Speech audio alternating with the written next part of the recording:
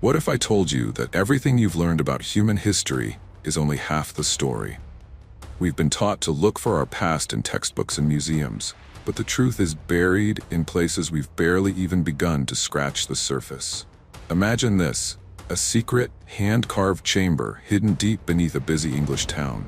A massive, abandoned fortress sitting in the middle of a remote Siberian lake. We're sprawling, interconnected cities lost for centuries under the thick, suffocating canopy of the Amazon jungle. These aren't just ruins. They are loud, haunting echoes of civilizations that were far more advanced and widespread than we'd ever dared to imagine. Today, we're stepping off the map, leaving the textbooks behind, and journeying into the absolute shadows of our own forgotten history. It's time to stop looking at the ground beneath our feet and start questioning what's actually hidden underneath it. Are you ready to see what's truly been buried?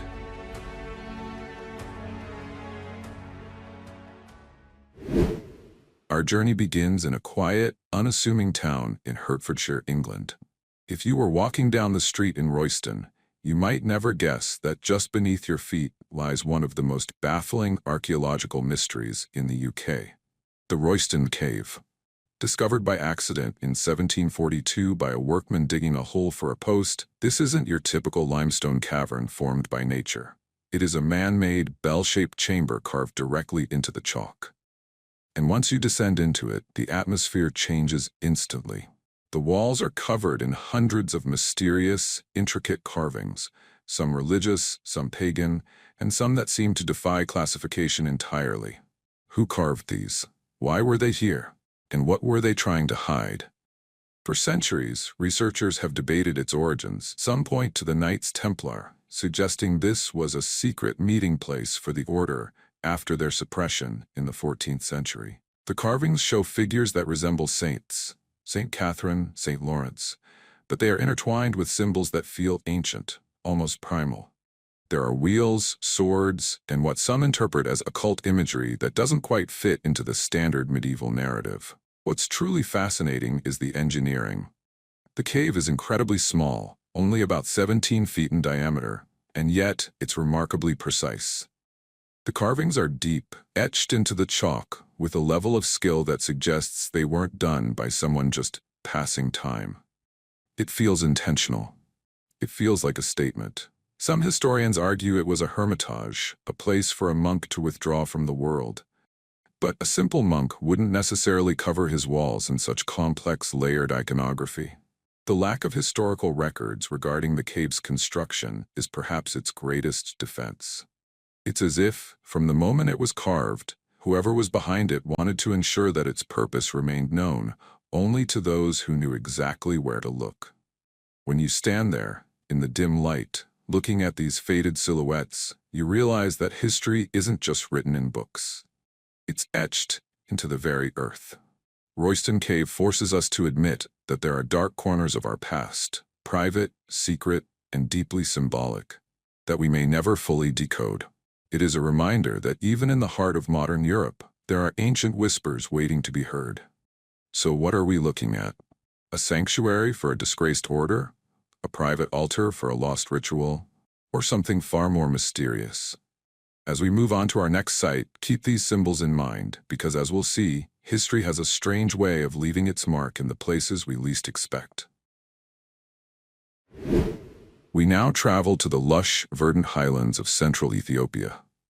Here, in the Soto region, lies a place that feels less like a graveyard and more like an open-air library of a lost language, the archaeological site of Tiya. At first glance, you see them standing tall against the horizon, dozens of massive stone pillars, or stelae, jutting out of the earth like silent sentinels. There are 36 of these monuments in total, and while many other ancient sites around the world are defined by gold or massive temples, Tiya is defined by a deep, enigmatic sense of purpose. What makes Tiya truly stand out is the artistry etched into these stones. Most of these megaliths are covered in symbols that have baffled researchers for generations. You'll see T-shaped motifs that look remarkably like swords, intricate geometric patterns, and even what appear to be depictions of human forms. But here is the mystery. These people left no written records. No tablets, no scrolls of parchment. They spoke to the future solely through the language of stone. Archaeological excavations have revealed that these stones aren't just monuments. They mark a massive burial complex. Beneath the soil, researchers found the remains of individuals, mostly young, between the ages of 18 and 30, who were buried in a fetal position. Many of these remains show signs of violent death, leading historians to believe that these stones were erected to honor fallen warriors, a memorial field for heroes who perished in battles that have long since faded from human memory. Think about that for a moment. Someone, 700 to 1,000 years ago, took the time to carve these massive slabs, haul them across the landscape, and position them with precision, all to ensure that their companions, their brothers, or their leaders would never be forgotten. It's a profound act of love and remembrance that cuts through the centuries. Some theories suggest they are related to the legacy of the Aksumite civilization, while others see them as a unique cultural expression entirely their own. But regardless of their origin, they stand as a testament to a society that valued its history enough to make it permanent. When you walk among these stones, you aren't just looking at rocks. You're looking at a narrative of grief, honor, and identity. Tiya is a haunting reminder that while empires rise and fall and names are eventually lost, the way we honor our dead says everything about who we were. As we leave these silent sentinels behind, we have to wonder, what will the future find when they dig into our own history? Will our stories be as enduring as the blades carved into the stone of Tiya? If you ever find yourself in the heart of modern-day Turkey, amidst the rolling hills of Manisa, you might stumble upon the remnants of a city that was once the envy of the ancient world, Sardis. And standing at the very center of this archaeological marvel is the Sardis Synagogue. To walk into this space is to step back into a time of immense wealth, multicultural fusion, and architectural ambition. This wasn't just a place of prayer. It was a testament to the power of the Jewish community living in a major Roman metropolis during the 2nd to 4th centuries AD. What hits you first is the scale. We aren't talking about a small, humble room. This was a massive basilica. The main hall alone stretches over 150 feet in length. Imagine the sight of it in its prime. Walls adorned with colorful, intricate marble mosaics, grand columns rising toward a towering ceiling, and sunlight streaming through arched windows to illuminate a space built for hundreds of worshippers. The architecture tells a story of status. The sheer quality of the marble work, the sophisticated floor patterns, and the carefully placed inscriptions tell us that this community wasn't just tolerated, they were integrated, prosperous, and influential. It sits right next to a public gymnasium and a Roman bathhouse, which in the ancient city plan placed it at the absolute heartbeat of daily civic life. But there is a poignancy here too. Like all things in the ancient world, the prosperity of Sardis eventually succumbed to the march of time. Massive earthquakes, the rise of new religious orders, and the slow decline of the city left these stones silent for centuries. When archaeologists first began uncovering this site in the 1960s, they found a structure that was buried, broken, but remarkably preserved, a time capsule of a society that thrived in the intersection of cultures. When you look at the restoration work that has been done here, where modern hands have pieced together the fallen marble columns, it raises a powerful question about legacy. We look at these ruins and see the remnants of a specific religious group, yes, but we also see something universal. The human need to carve out a space of beauty, to honor our traditions, and to build something that says, we were here. The Sardis Synagogue reminds us that even when the cities crumble and the voices fade, the architecture of our beliefs remains. It's a silent, stone echo of a grandeur that was once vibrant, loud, and alive. As we leave Sardis, we carry with us the lesson that history isn't just about the rise of empires. It's about the communities that built their lives within them, stone by stone, mosaic by mosaic. Deep within the Orontes River Valley of Syria, there stands a colossal mound known as Tel Qarqur. From a distance, it might look like just another hill rising from the plains, a natural feature carved by wind and rain. But if you were to walk its slopes, you would be walking on the literal bones of human history. This is a tell, a man-made mound created not by nature, but by the relentless cycle of human habitation, destruction, and rebuilding that has spanned thousands of years. Think about the sheer persistence required to build this. Humans first settled here as far back as the Neolithic period, nearly 10,000 years ago. Throughout the Bronze and Iron Ages, this was a strategic powerhouse. It witnessed the rise and fall of great empires, from the Arameans to the Assyrians, and later the Crusaders. Each culture arrived, lived, thrived, and eventually faded, leaving behind their homes, their temples, and their artifacts. And instead of clearing the land, the next group simply built their new life right on top of the ruins of the last. When archaeologists dig into Qarqur, they aren't just finding items, they are pulling back the curtains of time. They've uncovered everything from intricate pottery shards that tell us about daily trade to massive fortifications that speak of the constant struggle for power in this corner of the world. It is, quite literally, a vertical timeline. What fascinates me most about this place is the why. Why keep returning to the same spot? Why build over the rubble of your ancestors? It suggests that there is something fundamentally magnetic about this land, a crossroads of cultures, a fertile valley that offered the promise of survival and growth. But there is a somber truth to Qarqur as well. Every layer we find represents a moment of transition, often violent or catastrophic. It shows us that for all our pride in our civilizations, we are incredibly fragile. We build great walls, we draft laws, we create art, and then, in the blink of an eye, historically speaking, it all becomes the layer beneath. As we look at these exposed trenches, we see a mirror of our own existence. We are all, in a sense, living on a tell. We are building our lives upon the foundations laid by those who came before us. And eventually, the future will build upon us. Qarqur doesn't just teach us about the past, it humbles us about the present. It reminds us that while empires may crumble and cities may be buried, the human spirit, the drive to start again, and the need to build something new, remains the most resilient force in the history of our world.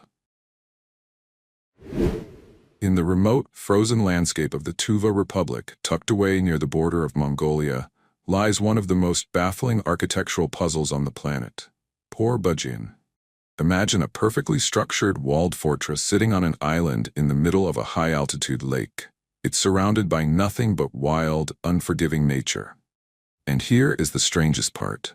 There is almost no evidence that anyone ever actually lived there. When you look at the aerial photographs of Por-Bajin, it looks like a masterpiece of planning. It's a complex of over 30 buildings, organized with military-like precision, surrounded by a massive protective wall. It covers roughly 4 hectares. It has the layout of a grand palace or a monastery. And yet, when archaeologists excavated the site, they found practically nothing. No hearths, no heating systems, no deep trash middens that would indicate a permanent population. It's a city that was built to function, but never truly functioned. Who built this, and why? The prevailing theory points to the 8th century Uyghur Khaganate. Some suggest it was a royal retreat, a summer palace for a ruler who wanted to escape the noise of the empire. Others argue it was a Manichaean monastery, a sanctuary for quiet contemplation in the middle of nowhere. But neither theory fully explains why a structure of such immense scale would be left empty, seemingly abandoned before it even had a chance to breathe. Standing there, in the biting winds of the Siberian landscape, the silence of Por-Bajin is deafening. You look at the mud brick walls and the intricate layouts, and you get the eerie feeling of walking through a stage set. It's as if a great civilization arrived, exerted all its energy to craft this perfect monument, and then simply walked away, leaving it to the mercy of the elements. What haunts me about Por-Bajin is the sheer wasted effort. In a world where every brick had to be hauled and every wall had to be built by hand, this wasn't a small mistake. This was a massive investment of labor and resources. It begs the question, what kind of belief, what kind of order, or what kind of disaster could lead a society to pour its heart into a project of this scale, only to leave it as an empty shell? Por-Bajin is a reminder that history isn't just about the victories. It's about the enigmas. It's about the projects that fail, the dreams that are built and never lived in, and the mysteries that refuse to be solved by the artifacts left behind. As we look across the still glass-like water of the lake toward the crumbling walls of this island palace, we're reminded that sometimes the most profound story a place can tell is the one that was never finished. On the windswept basalt plateau of the Golan Heights, there lies an architectural marvel that simply shouldn't be here. From the ground, it's just a series of disorganized stone walls. But when you look at it from the sky, the landscape reveals a secret. A massive, concentric circle of basalt boulders, 5 rings in total, all centered around a mysterious stone chamber. They call it Rujm el-Hiri, but to those who look at its sheer scale, it's better known as the Wheel of Giants. We are talking about over 40,000 tons of basalt rock, meticulously placed. It's estimated to be roughly 5,000 years old, placing it in the same league as the earliest phases of Stonehenge. But unlike the monuments of England, there is no evidence that the people who built this lived here. No homes, no hearths, no cemeteries nearby.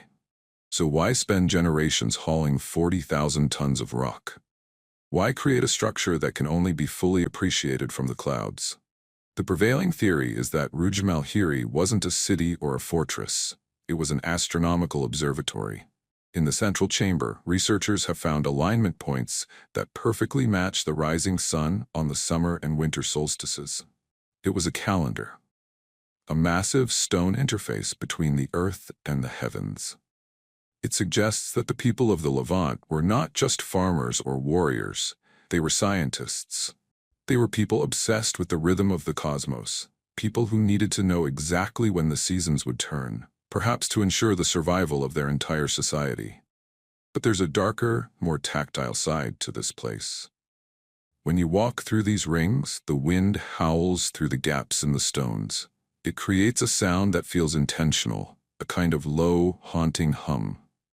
Standing in the center, buried beneath the weight of these 5,000-year-old walls, you feel small. You realize that this wasn't just a place of observation, it was a place of transformation. It was a sanctuary where humanity stood at the center of their known world, looking up at a sky that they didn't yet understand, but were desperate to decode. What's truly humbling is that we still don't know the name of the people who built this. Their language is lost, their history is unrecorded, and their culture is a blank slate. All they left behind was this gargantuan wheel, a silent, circular testament to their intellectual ambition. It makes you wonder about the cycle of human knowledge. We look at Rujm el-Hiri today with satellite imagery and drones, feeling like we've solved the mystery. But the builders of this monument didn't need our technology. They possessed an understanding of the horizon, the sun, and the stars that was enough to move mountains. As we turn our backs on this ancient wheel, we're left with a humbling truth. No matter how much technology we develop, we are still just curious beings, standing on a rock, watching the sun rise, and trying to find our place in the circle. In the rugged mountains of Georgia, hidden within the walls of a medieval fortress, lies a discovery that fundamentally shattered our understanding of human history. We are talking about Dmanisi. For decades, the textbooks taught us that our ancestors, specifically Homo erectus, only left Africa about 1 million years ago. But the ground at Dmanisi told a completely different story. When archaeologists began unearthing skulls at this site, they found remains dating back nearly 1.8 million years. These weren't just any fossils. They were the oldest hominids ever discovered outside of Africa. It was the moment that human history became a story of global migration far earlier than we had ever dared to dream.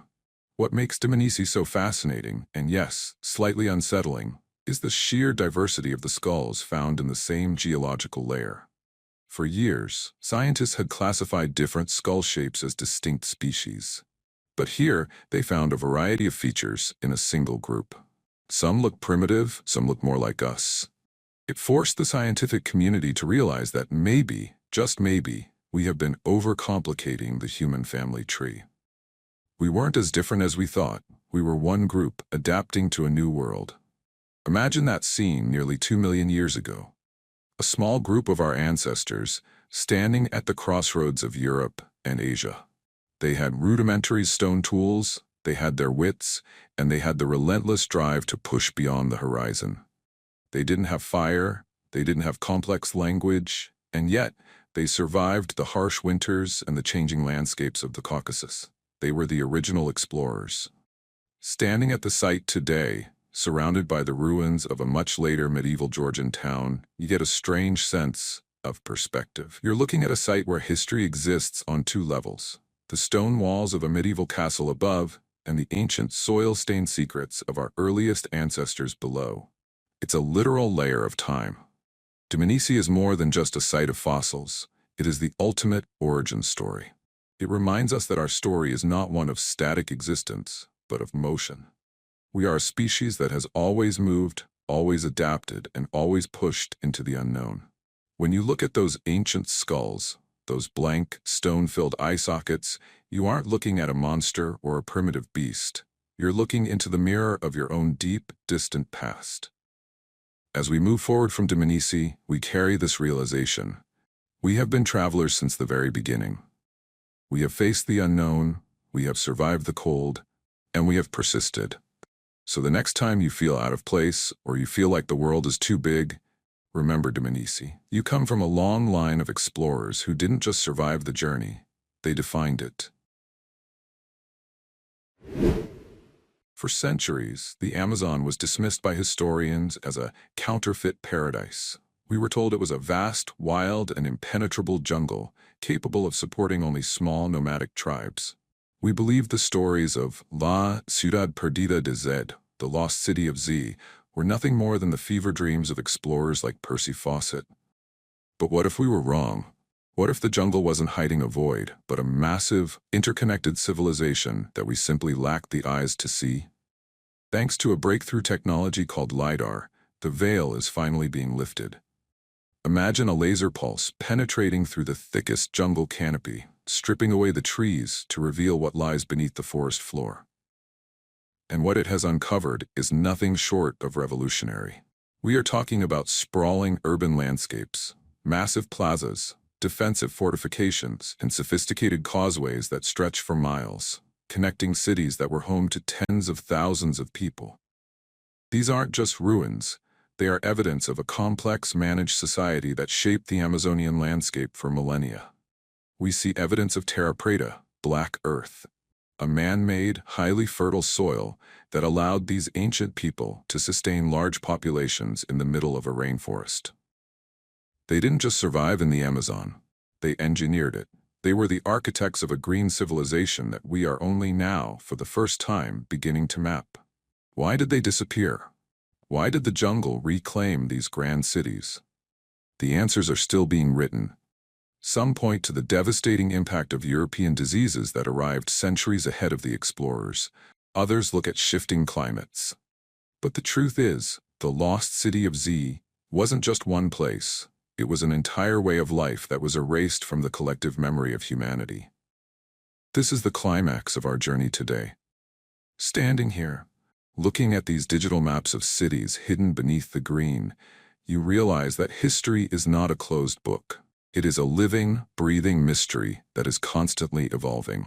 We have spent centuries searching for the secrets of the ancients in caves and stone monuments, while the greatest secrets of all were hiding in plain sight, protected by the very trees we swore were empty. The lesson of the Amazon is simple. Never assume you know the extent of human achievement. We are a species that finds a way to build, to connect, and to thrive in the most challenging environments on Earth. The lost city is no longer lost. It's waiting for us to understand it. And perhaps the most important discovery isn't what these people built, but the realization that we have barely begun to scratch the surface of our own forgotten potential. The adventure has only just begun.